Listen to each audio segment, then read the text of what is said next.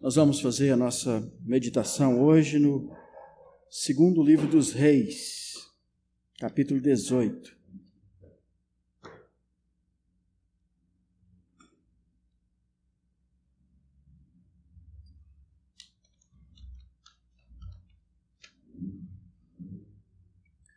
O livro dos Reis traz para nós um registro da biografia, da história dos reis.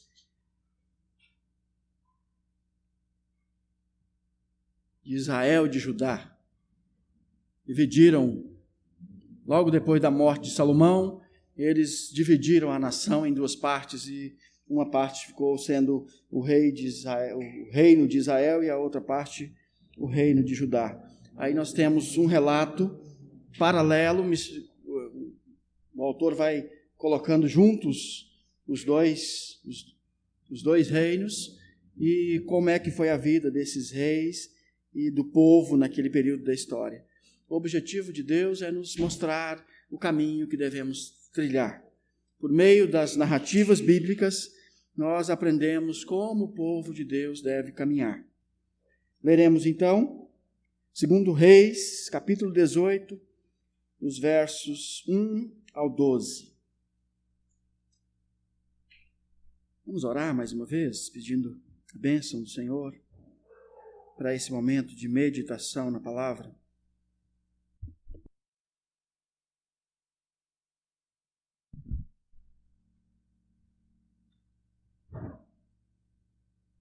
Senhor, nós temos o grande privilégio de termos diante de nós a Tua palavra, que o Senhor mesmo cuidadosamente preparou para que chegasse até nós, para nortear as nossas vidas conforme o Teu querer. Que a Tua palavra, nessa manhã, nesse dia, cumpra com o propósito dela para as nossas vidas, ó Deus. Nos abençoe na nossa meditação, na nossa reflexão, e edifica as nossas vidas por meio da Tua palavra. Que o Espírito Santo tenha liberdade para ministrar sobre nós ao refletirmos acerca da Sua palavra. Senhor, nos abençoe. Diz assim: no terceiro ano de Oséias, filho de Elá, rei de Israel, começou a reinar Ezequias, filho de Acás, rei de Judá. Tinha 25 anos de idade quando começou a reinar e reinou 29 anos em Jerusalém.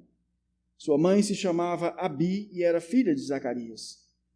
Fez ele o que era reto perante o Senhor, segundo tudo o que fizera Davi seu pai. Removeu os altos, quebrou as colunas e deitou abaixo o poste ídolo.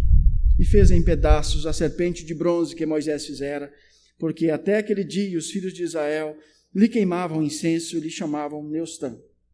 Confiou no Senhor, Deus de Israel, de maneira que depois dele não houve seu semelhante entre todos os reis de Judá, nem entre os que foram antes dele, porque se apegou ao Senhor, não deixou de segui-lo e guardou os mandamentos que o Senhor ordenara a Moisés. Assim, foi o Senhor com ele. Para onde quer que saía, lograva bom êxito. Rebelou-se contra o rei da Síria e não o serviu. Feriu ele os filisteus até Gaza e seus limites, desde os atalaias dos vigia até as cidades fortificadas. No quarto ano do rei Ezequias, que era o sétimo de Oséias, filho de Elá, rei de Israel, subiu Salmanaser, rei da Síria, contra Samaria e a cercou. Ao cabo de 3 anos, foi tomada. Sim, no ano 6º de Ezequias, que era o 9º de Oséias, rei de Israel, Samaria foi tomada. O rei da Síria transportou a Israel para a Síria e o fez habitar em Ala, junto a Abor e ao rio Gozã, e nas cidades dos medos. Porquanto não obedeceram à voz do Senhor, seu Deus. Antes violaram a sua aliança e tudo quanto Moisés, servo do Senhor, tinha ordenado. Não ouviram nem o fizeram. Amém. Essa é a palavra de Deus, que ela seja instrumento do Senhor para a edificação das nossas vidas nesse momento. Há muitos motivos pelos quais a gente se admira com as Escrituras Sagradas, pelo seu conteúdo e pela forma a maneira com que o autor sagrado vai registrando os fatos nesse capítulo e no livro dos reis, de modo geral, é muito interessante. As narrativas, elas apresentam pessoas que fazem coisas indevidas, que não andam do jeito que Deus gostaria, e mostram as consequências. E em contrapartida, seguidamente, o narrador faz isso. Ele mostra, então, uma outra situação, onde o povo de Deus procura fazer o que é agradável ao Senhor e recebe os benefícios. Então, esse é um princípio que está muito presente na Bíblia Sagrada e de maneira muito clara nesse texto.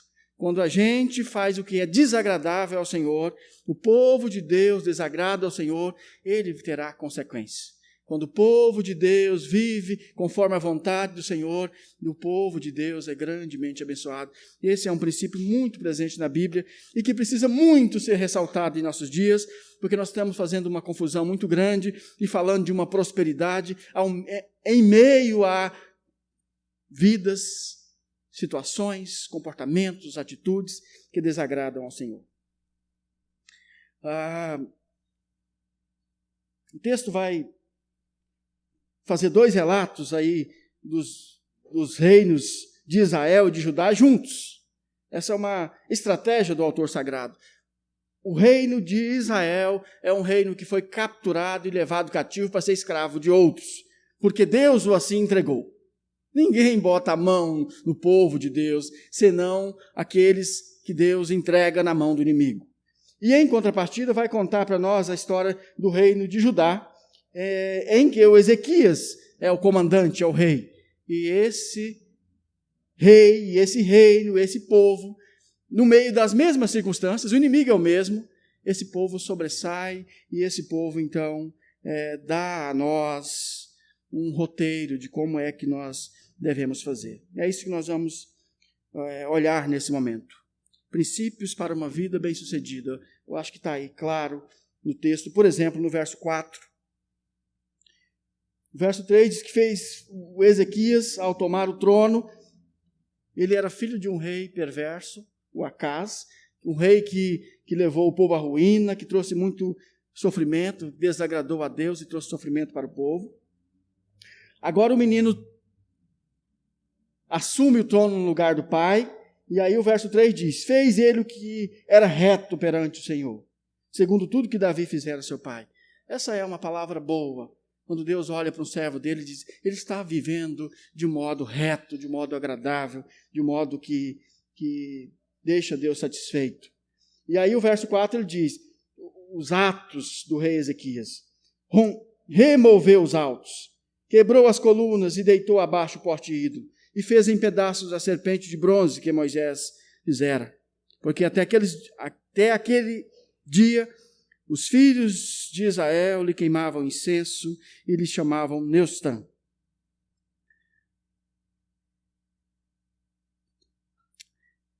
Com o Ezequias, com o Acaz, pai de Ezequias, o povo aprendeu a viver uma vida irregular, uma vida desagradável ao Senhor.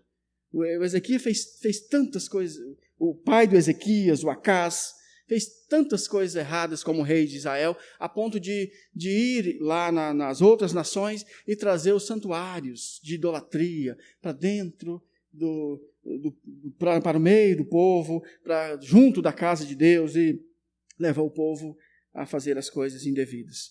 Agora o velho Acaz morre e Ezequias toma o trono. É interessante porque os reis de Israel funcionavam mais ou menos assim. Os filhos que iam herdar o trono, eles ficavam perto do pai. O Ezequias é um caso desse, que de certa forma ele estava trabalhando no reinado junto com o pai, vendo como é que o pai estava conduzindo a nação. Agora o pai morre e ele assume então a liderança do reino de Judá, essa parte do povo de Deus. E aí então ele toma essa medida. Ele vai, aqueles altares que o pai trouxe, os deuses estranhos, o culto pagão, aquelas coisas todas que o povo estava há décadas fazendo. As pessoas reuniam semana após semana para cultuar aqueles deuses. Então a nação de Israel, essa parte da nação, chamada aí de povo de Judá, eles estão desagradando ao Senhor. praticando uma religião misturada, né? Esse culto misto. Eles misturam os deuses pagãos com o Deus verdadeiro. Foi isso que o Acaz havia feito. Então Ezequias, corajosamente, ele vai remover aquilo. Imagina um rei, depois de décadas, o povo reunindo nos lugares, fazendo culto, domingo após domingo, semana após semana, aí de repente um menino de 20 e poucos anos assume o trono no lugar do velho pai, e diz, nós vamos quebrar tudo isso, nós vamos acabar com esse tipo de culto, vamos remover tudo isso. Foi uma decisão extremamente difícil para aquele jovem rei Ezequias, mas ele, na força, no poder, na confiança do Senhor, ele foi lá e removeu tudo que desagradava a Deus. Quebrou os altares, destruiu aqueles ídolos todos. E aí tinha até um objeto que era dos israelitas, genuínos, lá do passado, da época de Moisés, que é a tal da serpente de bronze que aí aparece, que é aquela que foi levantada no deserto. Deus mandou Moisés fazer como um símbolo da presença de Deus para livrar da condenação da morte, picados por cobras ali no deserto. Até isso, eles estavam adorando agora, e o Ezequias foi lá e removeu aquilo e quebrou. Eu fiquei imaginando na ousadia, na segurança, na disposição desse servo de Deus para remover aquilo que está atrapalhando a vida do povo de Deus. Corajosamente, ele faz isso.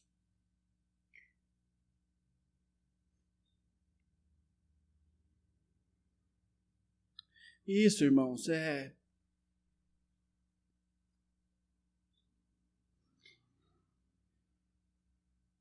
acho que o Brasil está precisando muito disso. Que nós vamos misturando as coisas. Vamos misturando o cristianismo verdadeiro com as práticas pagãs, mundanas, diabólicas. Que os colonizadores trouxeram para esse país. Eu acredito, conversei um pouquinho com o irmão Visconde ali, acredito que Deus está nos chamando para a gente fazer uma separação, um rompimento com aquilo que é paganismo, com aquilo que é diabólico, daquilo que é sagrado, daquilo que é do Senhor. Infelizmente, muita tristeza, com dor no coração, a gente quase não suporta assistir um culto evangélico no Brasil. Quase não suporta. Misturaram tudo, fizeram uma confusão danada. Quase nada de cristianismo tem no meio do culto evangélico brasileiro, meu Deus. Precisamos ter essa coragem, essa ousadia, essa disposição que o Ezequias teve e dizer, isso não é do Senhor, e nós vamos remover isso, e nós vamos jogar isso fora. Está desagradando a Deus. Essa é uma estratégia diabólica de misturar o sagrado com o profano, com o Deus verdadeiro com ídolos, e as pessoas vão tocando achando que está tudo normal. Não está normal, não é correto fazer esse tipo de coisa. Havia décadas que estavam fazendo assim, e Ezequias percebe, precisa remover, precisa quebrar esses altares, precisa jogar por terra, precisa mudar de vida. E aí eu fiquei pensando na história da igreja, né? Eu pensei, não, isso é um texto do Antigo Testamento. Não, irmãos. É a palavra de Deus, os princípios são os mesmos, Deus está querendo nos orientar. Olha para a igreja do Novo Testamento. A igreja fez a mesma coisa, mesma coisinha. Foi juntando aquelas idolatrias todas do Império Romano e trazendo para o culto evangélico. A igreja ficou aí 1500 anos, né?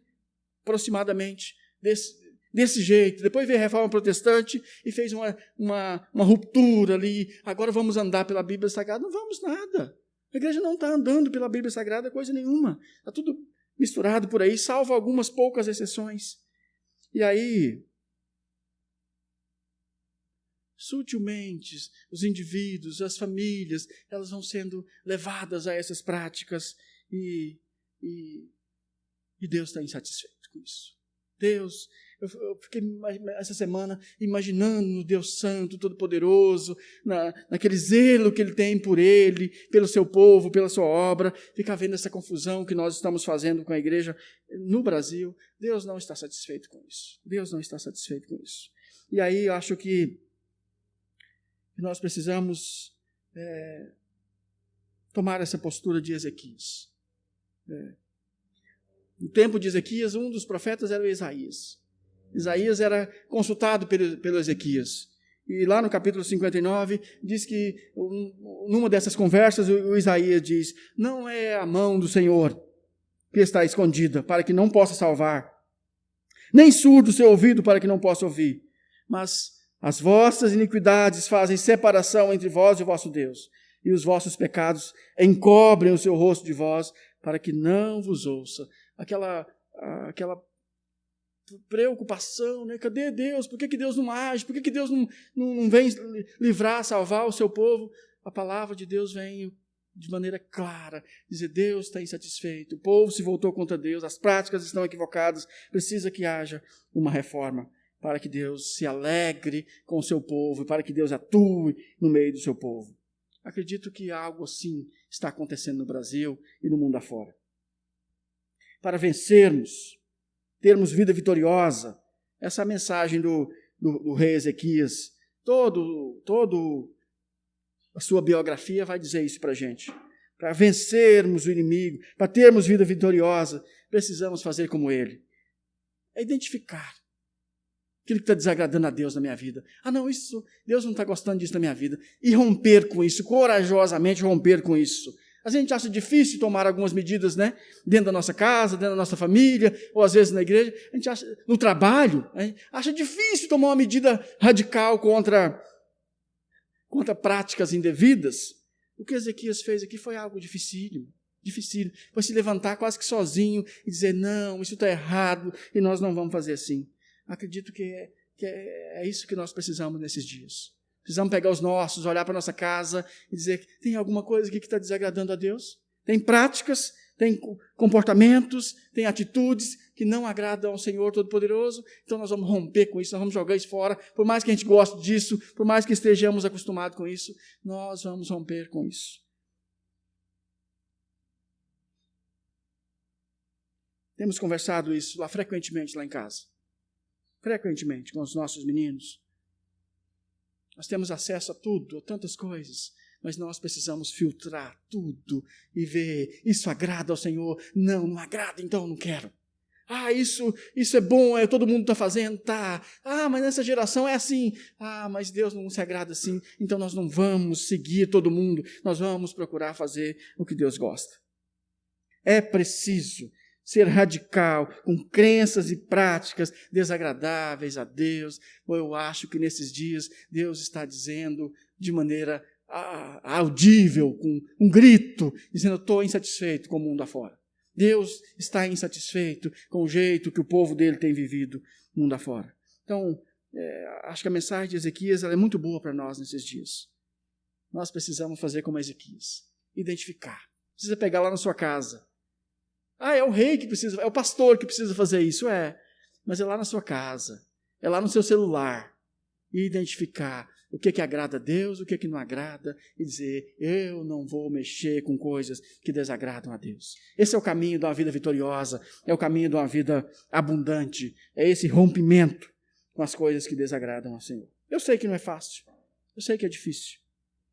Fique imaginando como será difícil para a igreja evangélica brasileira largar aquele caminho torto que estava seguindo e trilhar o caminho do Senhor.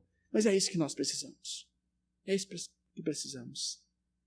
Fiquei pensando essa semana que nós, os pastores, muitos deles vão ter que reaprender tudo sobre Deus e sobre a Bíblia Sagrada e sobre a igreja do Senhor, porque estavam caminhando de um jeito totalmente desagradável ao Senhor. Preciso fazer esse desafio, né? Com você. Tem algo na sua vida que desagrada a Deus? Tem alguma prática que precisa ser removida? Essa é a mensagem de Ezequias. Identifique e corajosamente rompa com as coisas que desagradam a Deus. Esse é o caminho do sucesso. E segundo, é isso que está nos versos 5 e 6. Primeiro é romper com o que desagrada. E aí os versos 5 e 6 vamos falar de estabelecer um relacionamento. Como é que está seu relacionamento com Deus? Como é que está sua vida com o Senhor?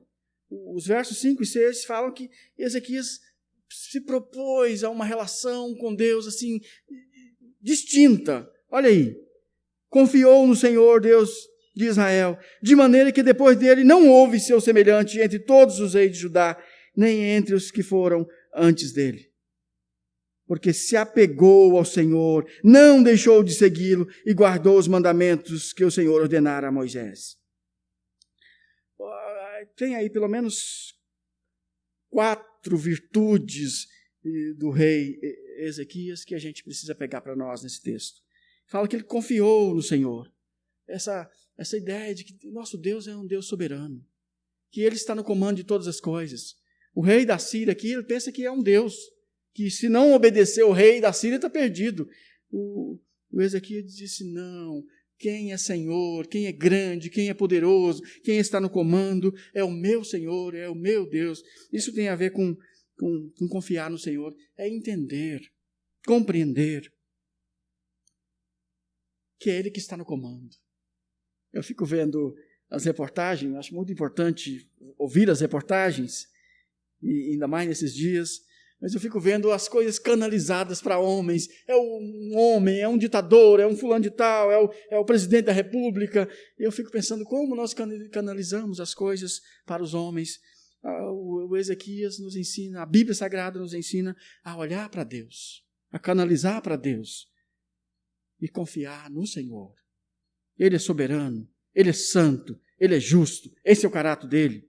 E Ele tem promessas de bênçãos para quem está agradando Ele e promessas de punição para quem está no erro. Isso está em toda a Bíblia Sagrada. Então, essa primeira atitude do Ezequias aí, né?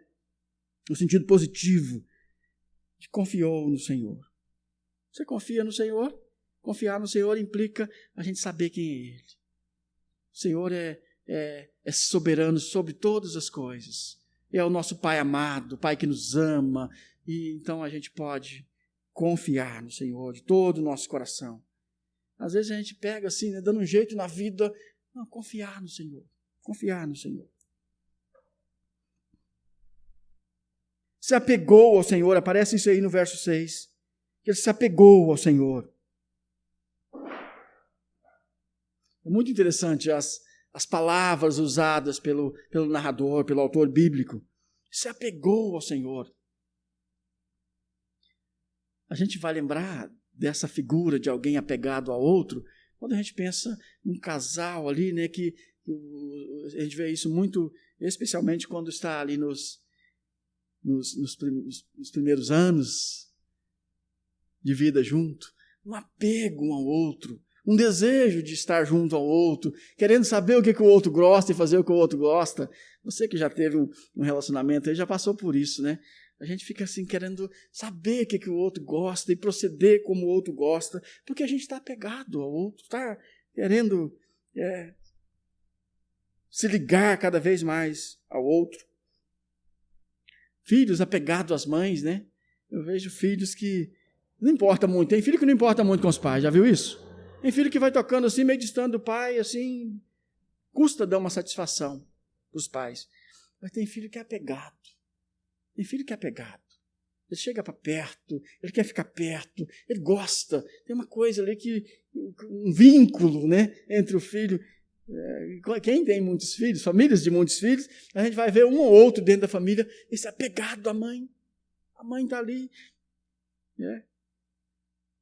Eu vejo isso por aí, né? Às vezes a mãe está pelejando com alguma coisa, logo um dos filhos chega e aproxima, porque ele é apegado, então ele está querendo agradar a mãe, fazer o que a mãe quer e ajudar a mãe. É mais ou menos esses termos que nós devemos pensar quando diz que ele se apegou ao Senhor. Se apegar ao Senhor tem a ver com afeto, tem a ver com afeição por Deus, tem a ver com deleite, prazer em Deus, prazer na sua palavra. Irmãos, como nós estamos carentes disso? Gente apegada a Deus, gente apegada a tanta coisa, apegada a tanta coisa de pouco valor. A vida vitoriosa é uma vida de quem é apegado com o Senhor, apegado à tua palavra, apegado às coisas do Senhor. Tive uma experiência muito marcante lá em casa esses dias, porque a Ana Vitória tem as coisinhas dela no celular, que ela gosta muito lá, coisinha de criança e tal. E isso normalmente quando a gente fala filhos ou de alguém da família da gente, isso não tem mérito nenhum da gente, porque a gente não dá conta de cuidar de filho. A gente pode fazer tudo pelo filho. Se Deus não cuidar, ele vai para um caminho totalmente errado. Não é a gente que cuida de filho. Se tem... O Ezequias é uma prova disso. O pai está tudo errado e o filho está no caminho certo. Então, é Deus que cuida dos nossos filhos. Às vezes a gente dá uma contribuiçãozinha pela graça de Deus. Mas a Ana Vitória quer as coisinhas dela lá que ela gosta muito. Aí já percebeu que no meio daquilo tinha algo que desagradava a Deus. Só falou, procurou a gente ali. Isso aqui desagrada a Deus. Eu gosto disso aqui, mas isso aqui desagrada. Eu falei, desagrada mesmo. Esse tipo de comportamento, esse tipo de atitude, esse tipo de relacionamento, isso desagrada a Deus. Ela falou, então hoje deleto do meu celular, não tem isso no meu celular mais. É mais ou menos isso que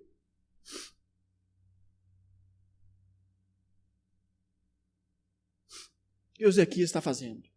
Ele tem uma relação com Deus, um apego pelo Senhor. Aquelas coisas que ele gosta, mas se não tiver do agrado do Senhor, ele vai romper com aquilo e ele vai corajosamente jogar aquilo fora. Se apegou ao Senhor. Você é apegado ao Senhor? Isso é uma pergunta retórica, né? Mas você é apegado ao Senhor? É apegado ao Senhor? Ele fica preocupado assim, será que eu estou agradando a Deus nisso? Será que estou desagradando? Eu quero ouvir a palavra do Senhor, quero ler a palavra do Senhor, quero fazer um cântico para o Senhor. E a gente apegado ao Senhor é assim. Se eu vou deitar agora. Você fala, mas não dá para deitar e dormir sem antes ter um tempo com o Senhor, porque é apegado ao Senhor. Não dá para passar um dia. Gente apegada ao Senhor, não dá para passar um dia sem a gente pegar a Bíblia Sagrada e dar uma folheada nela e ver, porque é a palavra do Senhor, é a mensagem do Senhor. Se apegou ao Senhor, não deixou de segui-lo. Não deixou de segui-lo. Nós temos uma figura do crente desviado, já viu dessa figura? Esse sujeito começa a seguir ao Senhor e vai indo bem, e de repente ele larga o Senhor para lá, e aí ele se denomina o crente desviado. Tem muitos que não deixam de vir à igreja, continuam vindo à igreja, mas deixou o Senhor, distanciou do Senhor, está longe do Senhor, deixou de seguir o Senhor, não está preocupado em os mandamentos do Senhor. Por incrível que pareça, tem estudos que dizem que muitos dos que vêm na reunião da igreja, eles não estão seguindo o Senhor. Não estão ali se preocupando com as diretrizes do Senhor e seguindo o Senhor. Outros seguem o Senhor quando é conveniente. Não, é conveniente, é bom para mim, então segue o Senhor. Quando a palavra do Senhor está propondo uma coisa que vai contra a sua vontade, ele larga de seguir o Senhor e segue seu coração e a sua própria vontade. O texto diz que Ezequias se apegou ao Senhor e não deixou de segui-lo. E guardou os mandamentos. Obediência, compromisso, zelo, constância, perseverança. Essa é a biografia do rei Ezequias. E aí o resultado disso está nos versos 7 e 8. Assim foi o Senhor com ele. Lembre-se que esse rei da Síria, que está subjugando o povo de Israel, tanto o reino do norte como o reino do sul, é esse rei assírio que tem um exército poderosíssimo. Onde ele chega, ele domina tudo, ele é o grande imperador da época. Mas o texto diz, no verso 7, assim foi o Senhor com ele, porque o Ezequias confiou no Senhor, se apegou ao Senhor, não deixou de segui-lo, guardou os mandamentos, assim foi o Senhor com ele. Para onde quer que saía, lograva bom êxito. Rebelou-se contra o rei da Síria e não o serviu. Tem coragem de se levantar e dizer, não vamos mais seguir o rei da Síria. Não vamos mais pagar altos tributos. Não vamos mais deixar-se dominar pelo rei da Síria. Ele pôde fazer isso. Feriu os filisteus. Feriu ele os filisteus até Gaza e seus limites, desde os atalaias dos vigias até a cidade fortificada. Vocês lembram dos filisteus? Os filisteus são aquele povo agigantado, homens fortes, grandiosos, temerosos. Mas o Ezequias agora, pela força, pelo poder, pela ação do Senhor, tem condição de vencer também esses gigantes e derrotá-los.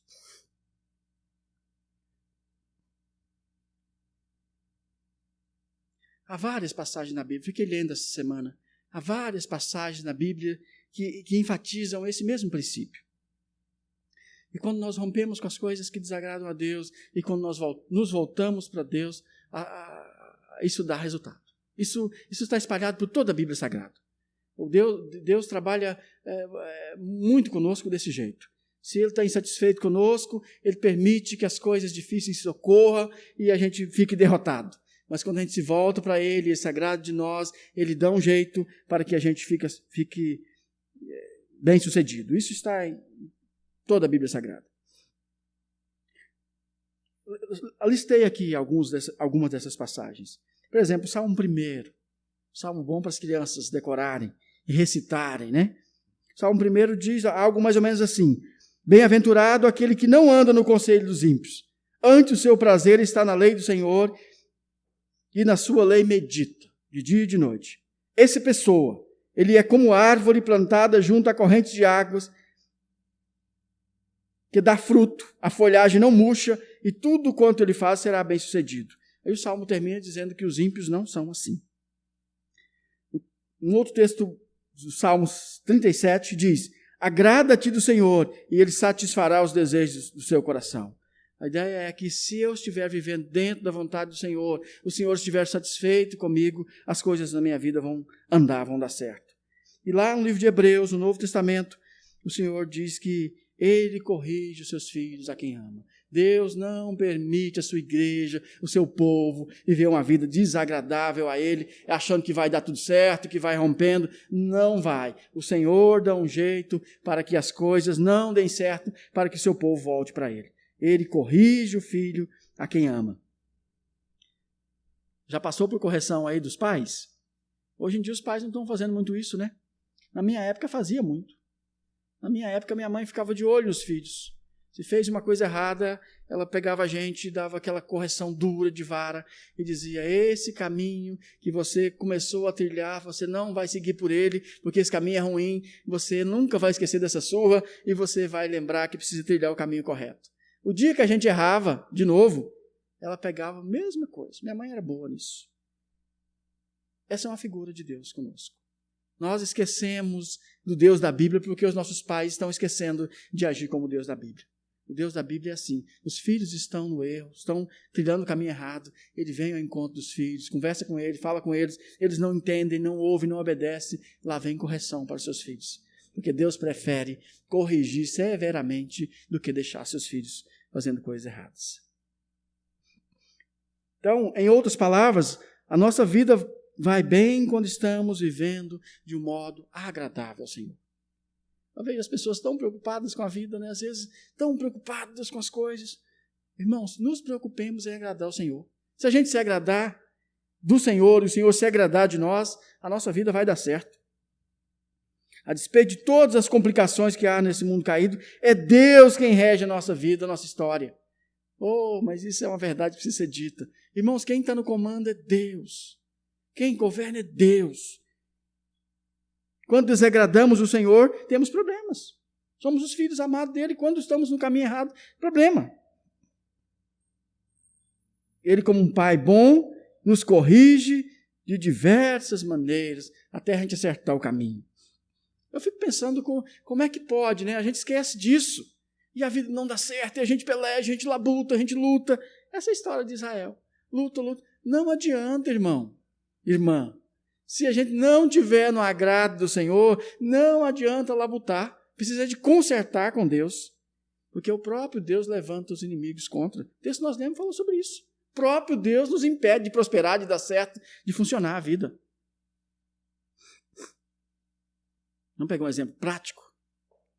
Funciona mais ou menos assim, você está na empresa e você está lutando na empresa para você ser promovido, para as coisas darem certo para você e para você pegar um cargo um pouquinho melhor, até porque você tem potencial para aquilo e também você é servo de Deus, vai à igreja e tal. Aí de repente, um sujeitinho lá, qualquer, vem e recebe a promoção no seu lugar e você não é nem lembrado.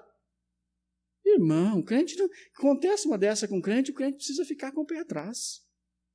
Dizer, Deus, o Senhor está se agradando. Tem alguma coisa errada comigo? Por que a minha vida não anda? Por que os meus projetos não dão certo? Por que não há progresso? A gente precisa fazer esses questionamentos. Porque é o Senhor, é ao Senhor a quem nós temos que prestar contas. Quando estamos vivendo em conformidade com a vontade de Deus, nosso Pai, somos bem-sucedidos. A Bíblia está cheia disso. Cheia disso. O povo de Deus agrada a Deus, está bom, tá. Então Deus vai mover as coisas para que a vida dele dê certo e fica bom. Qualidade de vida. E eu fico pensando como a gente precisa enfatizar isso. A qualidade de vida do povo de Deus não depende das circunstâncias desse mundo caído, mas depende do Senhor. Vou repetir. A qualidade de vida do povo de Deus não depende das circunstâncias do mundo caído, mas depende do Senhor estar se agradando de nós. Lembra do Salmo 127? Se o Senhor não edificar a casa, em vão trabalhos que edificam. Você pode lutar de todas as maneiras. Em vão levantar de madrugada e dormir tarde, diz o salmista no Salmo 127. Se o Senhor estiver contra, em vão será levantar de madrugada e dormir tarde. Aos seus amados, ele o dá enquanto dorme. Então, é um texto complexo que precisa fazer alguma observação, mas a mensagem é essa, que a nossa vida depende do Senhor. A gente precisa estar agradável ao Senhor. Se o Senhor se agradar de nós, a gente vai. O exército de Ezequias aqui é quase que nada em relação ao exército da Síria. E ele se rebelou. E ele venceu. E eles não conseguiram levá-lo cativo. Acho que essa que deve ser a nossa preocupação. Viver em conformidade com a vontade e os propósitos do Senhor. Senhor, isso é do agrado do Senhor, isso é da sua vontade, o que a gente precisa fazer? E se orientar por isso. Finalizando, é maravilhoso você olhar para a Bíblia Sagrada e ver Deus cuidando desse negócio para nós. Porque as narrativas mostram pessoas que fracassam em contraste com pessoas que prosperam, que dão certo. Está aqui, em 2 reinos. O reino foi dividido em 2 reinos. Um é levado cativo, o outro reino se rebela, e um vai servir de escravo e o outro vai prosperar. Há um caminho de ruína e há um caminho de vida vitoriosa. O caminho de vida vitoriosa é rompendo com as coisas que desagradam a Deus. Imagina, esse menino tem 20 anos, 20 e poucos anos. Ele tá no meio daqueles deuses, daqueles altares, daquelas práticas, a sua vida inteira. A sua vida inteira é uma coisa normal. Mas de repente ele cai em si e diz, isso não é normal para mim, que sou servo de Deus. Vamos romper com isso. Isso é a primeira coisa. Romper com as coisas que desagradam ao Senhor. Consegue identificar na sua vida algo? Precisa romper com isso. É um pensamento, é uma atitude, é um comportamento. Preciso romper com isso. E se apegar ao Senhor. Se apegar ao Senhor, não deixar de segui-lo e verdadeiramente andar pertinho do Senhor. Esse é o caminho da vida vitoriosa, da vida abundante, da vida bem-sucedida. Fiquemos em pé e vamos ter um momento de oração.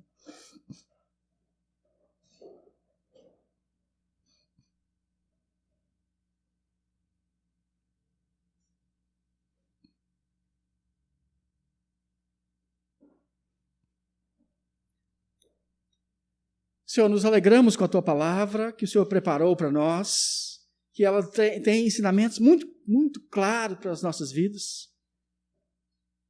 Percebemos com clareza como é que o Senhor lida com o seu povo e como é que nós devemos nos procedermos como povo do Senhor.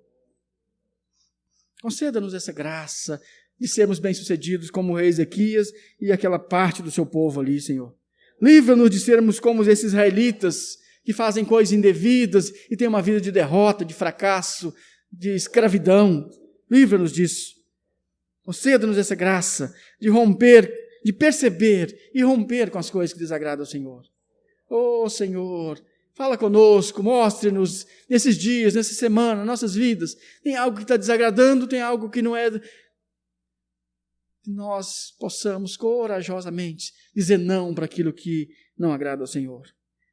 E que o Senhor nos dê esse privilégio de nos apegarmos ao Senhor, como o Ezequias. Confiar no Senhor, sabendo que o Senhor é soberano, sabendo quem está no governo de todas as coisas. Ô Senhor, tira os nossos olhos do mundo, dos homens, dos poderes humanos e bota os nossos olhos no Senhor, o Senhor que está a governar tudo e todos. Que o nosso coração possa estar apegado ao Senhor, que nós possamos seguir, perseverar em seguir ao Senhor, guardando os seus mandamentos e os ensinamentos do Senhor. E que, como o Senhor fez com Ezequias e seu povo lá no passado, que nós possamos ser bem-sucedidos. A despeito de tudo, a despeito dessa confusão desse mundo, sabemos que, como foi no passado, o Senhor pode hoje fazer com que a gente viva de uma maneira vitoriosa no meio dessa confusão, desse mundo caído, até a vinda do Senhor e a transformação de tudo que o Senhor tem prometido, Senhor. Entregamos as nossas vidas nas Tuas mãos. Pedimos essas bênçãos para nós, para toda a igreja do Senhor, ó Deus. Ó Senhor, ó Pai bendito, que a graça maravilhosa do Senhor Jesus, o grande amor de Deus nosso Pai e a companhia preciosa do Espírito Santo estejam sempre conosco. Amém. Amém. Se nós finalizamos, Deus te abençoe, tenha uma boa semana, agradando ao Senhor e colhendo os resultados.